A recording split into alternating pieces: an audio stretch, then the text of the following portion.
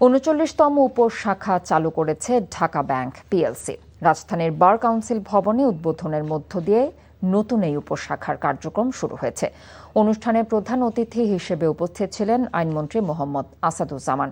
এ সময় Dhaka bank PLC chairman Abdul Hai Sarkar, ব্যবস্থাপনা পরিচালক ও প্রধান নির্বাহী কর্মকর্তা ওসমান এরশাদ ফয়েজ সহ ব্যাংক ও বার কাউন্সিলের ঊর্ধ্বতন কর্মকর্তারা উপস্থিত ছিলেন।